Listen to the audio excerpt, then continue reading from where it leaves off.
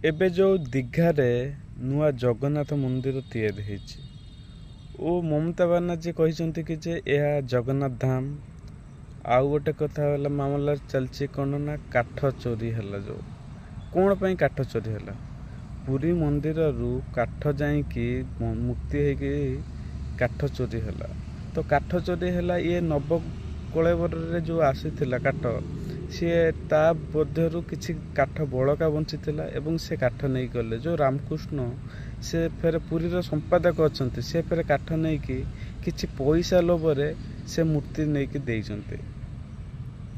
ଏମିତି କରିବାଟା ସେ ନିଜେ ଜାଣିନାହାନ୍ତି, ନିଜ ପେଟରେ କୁଢ଼ାଡ଼ି ମାରିବା ଯା ସିଏ ହେଲା ସେୟା।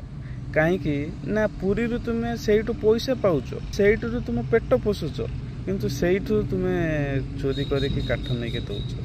ତାପରେ ଏବେ ଏତଲା ହେଇଛି, ତାଙ୍କ ନାଁରେ ଏତଲା ହେବ, କିଛି ଦିନ ଚେକ୍ ହେବ, ତାପରେ ସେ ଚୁପଚାପ ବନ୍ଦ ହେଇଯିବ।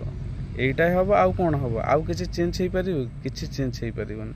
କିନ୍ତୁ ଏମିତି ନ ହେଇକି କିଛି ବଡ଼ ଆକାରର ଆକ୍ସନ୍ ନେବା ଦରକାର। ତାଙ୍କୁ ସମ୍ପାଦକ ପଦରୁ ବହିଷ୍କାର କରିବା କଥା, ମନ୍ଦିରରୁ ବହିଷ୍କାର କରିବା କଥା। ଆମ ଜଗନ୍ନାଥ ପ୍ରେମୀ ସାରା ବିଶ୍ୱର ସେ ଏପରି ଦୁର୍ବ୍ୟବହାର କରିବାକୁ ତାଙ୍କ ସାହସ ହେଲା କେମିତି?